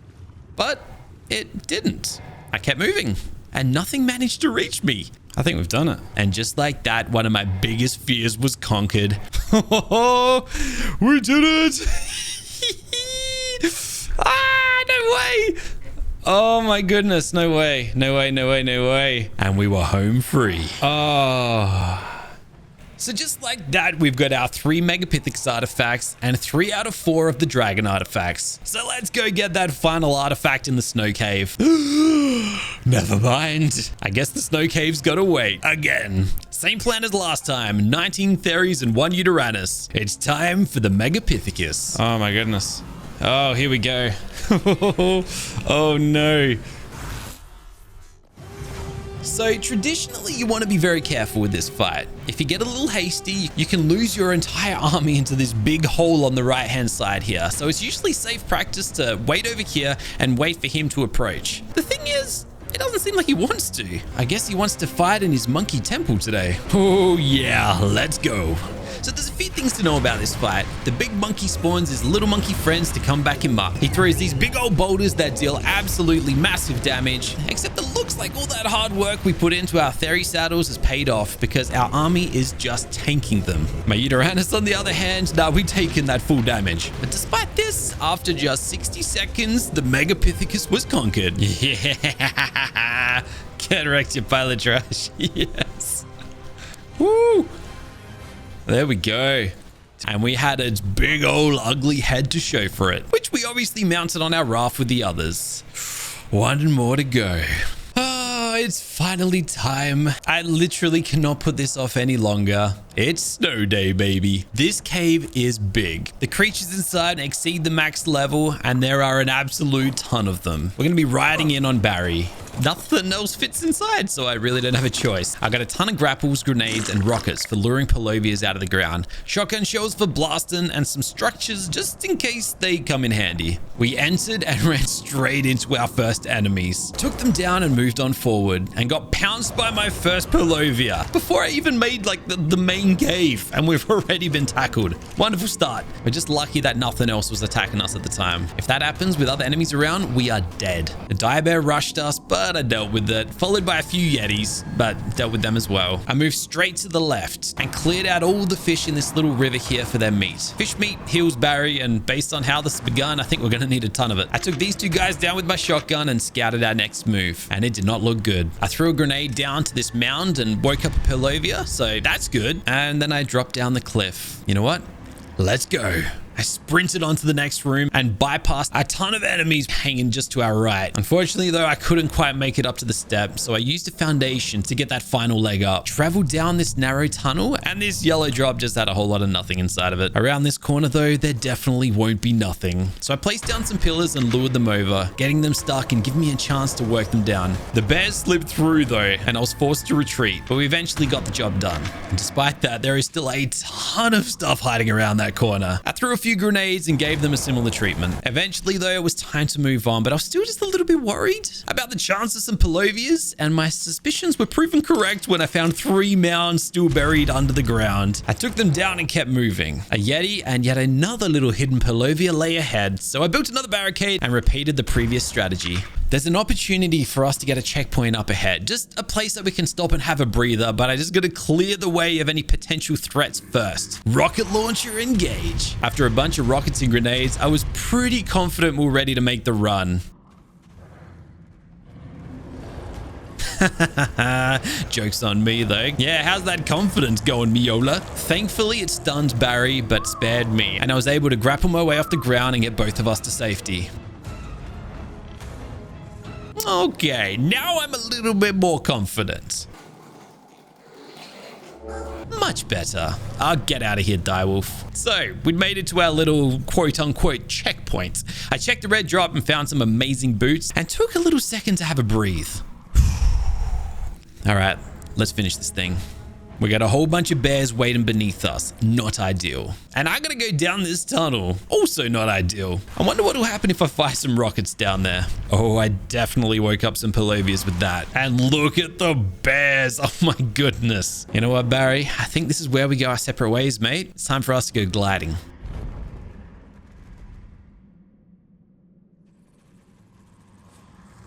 I suspended myself from the ceiling and just grenaded the area, hoping to wake up any hidden Palovias that I'd missed. I got a little overzealous, but slowly grappled my way through and stopped here above this little frozen river. I'm not sure if you just caught that message at the top of the screen, but I certainly missed it. Barry just got killed. Anyways, more rockets, and I slowly lured out our few remaining enemies. Just when I thought we were clear, one more rockets and a whole pack of direwolves running out at us. All right, I think we're good now. I slowly peeked the corner and saw what looked like a Palovia mound, and sure enough it was. I lured the last few enemies into the pit, but wait, how did I miss that?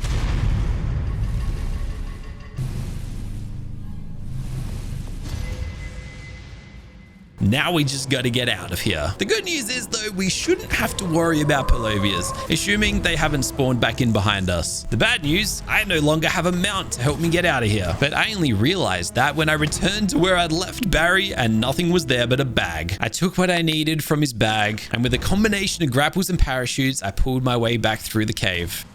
But unfortunately, some creatures had spawned in behind us.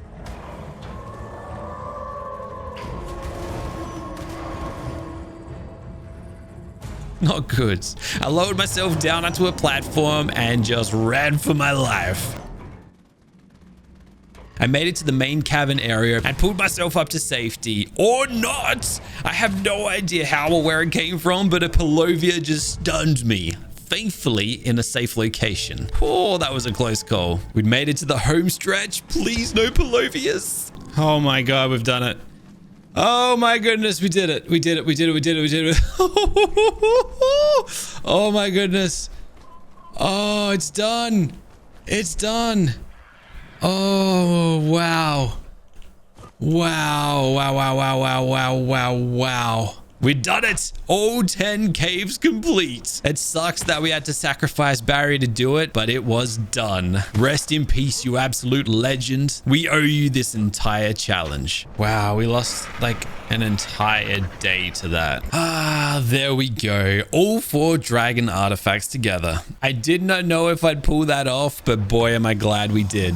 I finally got around to checking on our Theries to see how they recovered from the monkey fight. And it turns out they actually came out in really good shape. I leveled them all up and left them there just in case we had another supply drop come down soon. I might just send them straight in to fight the dragon. I had a little look through our resource reserves. As it currently stands, we still need about 8 more Theory saddles to saddle up the entire squad. Speaking of the squad, I decided to roll the dice and hatch a few more. Yes, we're gonna lose a few valuable days raising them, but I just got this bad feeling that the upcoming dragon fight is gonna kick our butt, and I'd rather be prepared for the worst case scenario, you know, in case we do lose a large chunk of our army. Oh boy.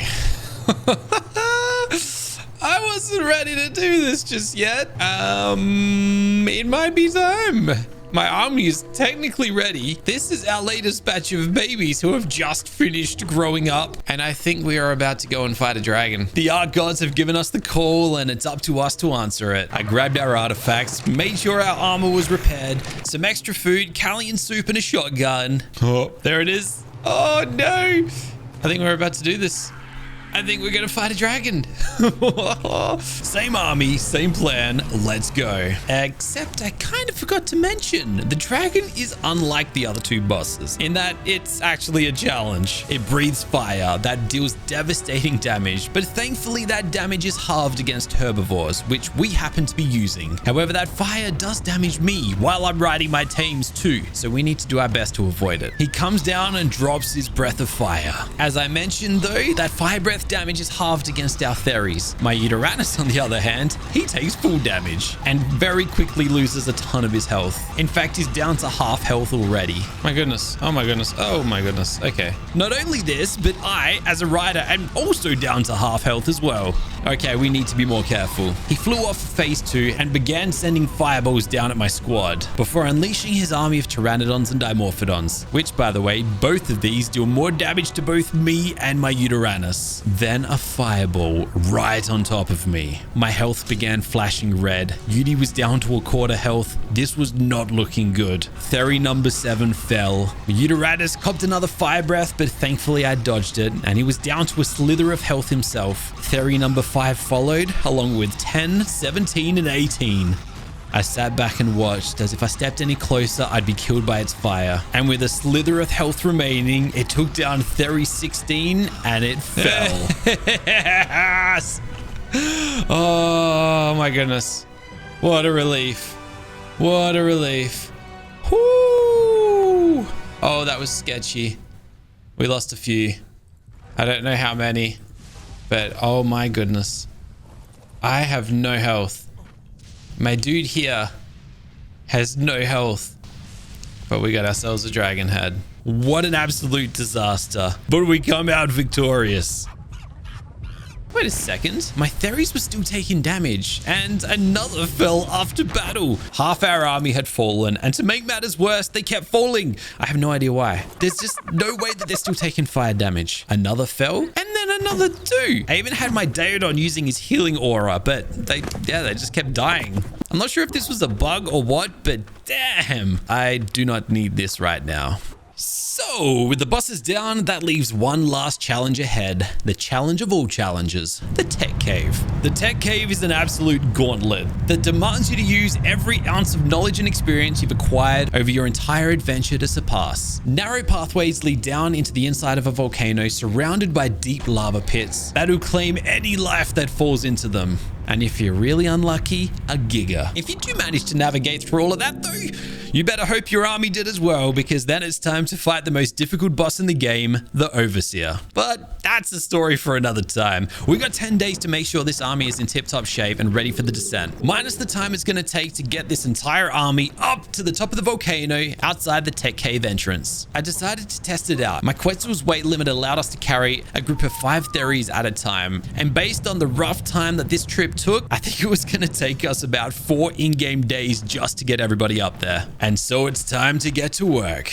I transported some of my leveled theries and then got hatching some eggs. Don't worry, we're not going to be raising any more of these. These are exclusively for sacrificial purposes. I took some theries for a run and got back and took care of those sacrificial purposes. On one of the days, we even took a spit over to Kano Island for a change. We sacrificed some more babies and crafted up some more saddles. And we finally got some solid use out of our Daedon as well. I slowly ran back and forth from the volcano, transporting a fresh portion of our team every time. I even managed to find 2 theries who had somehow gotten mixed up in our wrecked scrap heap. I'm not sure how they got there or even how long they've been there, but I'm glad we found them. A few more trips up to the volcano, and before I knew it, it was day 98.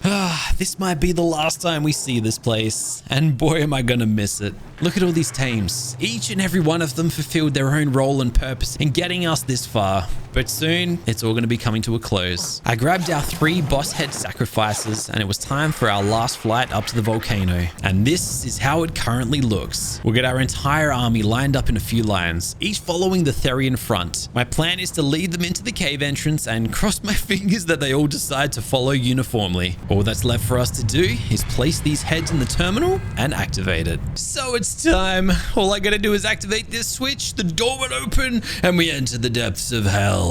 I'm going to be wearing ghillie gear because it's already super hot up here, and I think it's going to get quite hot the deeper we get into it. I got some shotgun shells. I might get a bit more. We got rockets. We got grenades just for Palovians and stuff like that. Meat, water, soups, grapples. I don't know what we're going to need. And everybody's basically wired up and lined up and ready to go. So all that's left for us to do is to double tap this, and the gates are open. Now let's try and get everybody through this thing in time, hey? The cave entrance was open, and we had 5 minutes to get our army inside before it shut forever. I led the first line in, and ahead lay our first enemies. On the way back up, I cleared a bunch of rocks that I thought might get in the way of the rest of our team. And just my luck, the volcano had filled with fog, obscuring my vision entirely. But thankfully, I was able to find the entrance. I led them down and went back for group 3. And once again, couldn't see him, but a carefully placed whistle helped, and I successfully found the opening. That leaves just my Daedon and Uranus, and I guess Gunji decided he wanted to come too. That wasn't the plan. I was going to leave him out here, but sure, why not?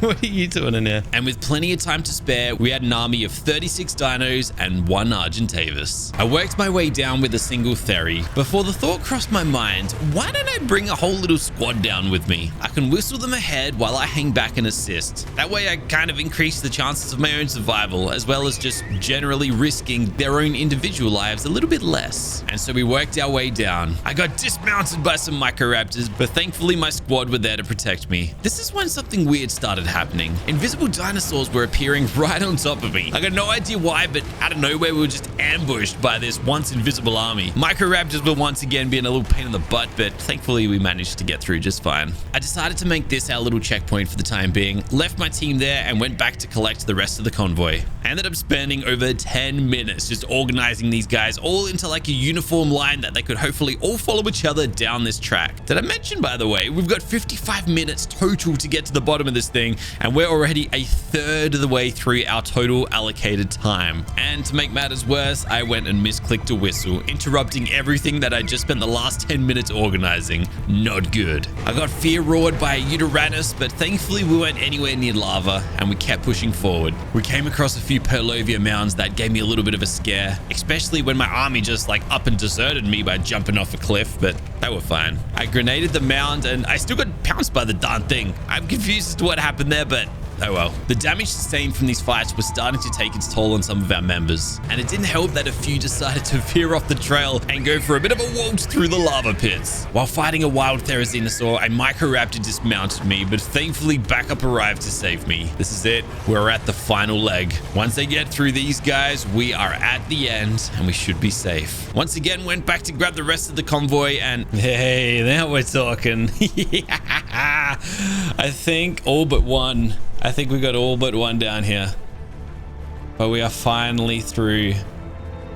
The first stage. Let's go. I slapped on some fur gear to protect myself from the cold in this next section, and we moved onwards towards the Overseer Terminal. And we'd made it with 10 minutes to spare. Turns out we did lose a theory along the way. I have no idea where we left him, but he's up there in the cave somewhere. And I pretty much spent the rest of these 10 minutes just cruising around on my Daedon, healing as much of my army as I possibly could before we teleport into this boss fight. And before I knew it, it was finally time to face the Overseer. I can't believe we're actually here. At the end of time, the end of this challenge once again. I've been here once before, an entire year ago, and we failed. But hopefully this time is different. We got a bigger army, an army of Therizinosaurs, not a Rex to be seen. Together we had braved the harshest conditions and adversities, and we'd all made it here together. So a whole year in the making, it's time to take down this Overseer. No matter how this ends, we gave this everything.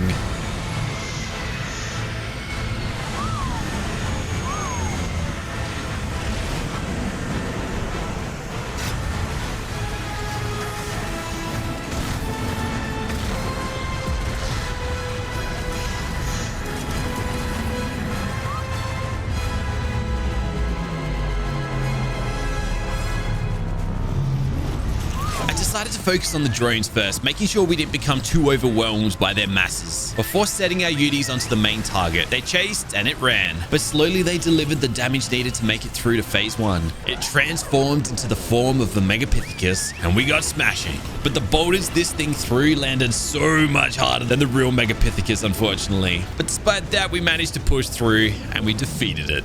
More chasing around and minion fighting, and we slowly forced it into its second form, the Broodmother. I stuck my army straight onto it, and just like the real thing, took it down with ease. Once again, chasing it down, slowly chopping away at its health, taking down an absolute truckload of minions this time, and continually failing to dodge its sappy beams. We got closer and closer to its third form, the Dragon. Oh, it's dragon time, baby. Let's go. We're doing this, baby. We're doing this. Let's go. This is exactly where our last 100 days challenge ended. The dragon form was just too much for us to handle. Its fire breath just annihilated my Rexes. But would this time be different? Only time will tell. We lost a few Theries pretty quick, and then we got hit by its fire breath, taking a bunch of damage. My Uranus was halfway down, and I was only just hanging on. But my Theries were just too much for it, and eventually the dragon fell. Yes. Oh, we lost another Theory, and another. Okay, that's cool. Home stretch. Let's go. Come on. So close. So close. Just don't zap us. Just don't zap us. Another one. They're burning. They're on fire. Unfortunately, though, its damage wasn't done yet, and my Theries kept falling. The fire breath was just slowly wiping them out, just like last time. My army kept working and unfortunately kept falling. Ah, there goes another. The Overseer was on its last legs with barely any health left. This is it. This is it. This is it. This is it. This is it. This is our chance. Finish him! No! When it turned back into the Megapithecus. Oh, this is bad. No, we were so close. They kept going, but slowly our army was falling. Every time a boulder fell, so would a few Theries. And with every fallen Theory, our army weakened, extending the life of this construct. But eventually that Megapithecus fell. That's it. And as soon as it did, this is it. Come on, come on, come on, come on, come on. Come on. Oh, yes! Yes! Yes! Oh, my goodness. Oh, my goodness. Oh. Oh, we did it. We did it. We did it. We did it. Team, get over here. Oh. Oh, squad, get up in front. Oh, wow. Oh, I'm stoked. Oh my gosh. Oh, I'm so on edge.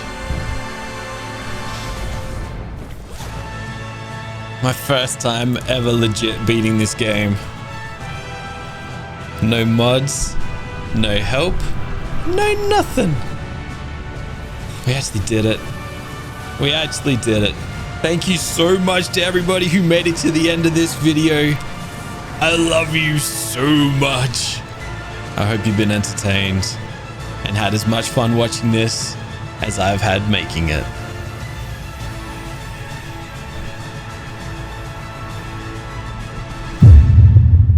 And so we're done. That's it. It's day 100. You didn't think I was going to rip you off this last day, did ya? Because I guess we entered the tech cave a day early and we ended up beating it on day 99. But it's day 100 now. This is it. We made it. We're here at the end. We've beaten. I can't believe we've beaten the game. I can't believe we've been in the game. It's a good feeling. Thank you to everybody who's made it this far through the video. Thank you to everybody for making it anywhere through the video. Thanks to anyone who liked, commented, or just, just enjoying the video. That means so much to me. But for now, I'm going to take a little much-earned break. A lot of time went into this video. So I hope you guys enjoy it. Go watch it again. Go watch it a second, third, fourth time. I don't care. But for now, guys, this is my last farewell. Thank you so much. I'll catch you guys very, very soon. Bye for now.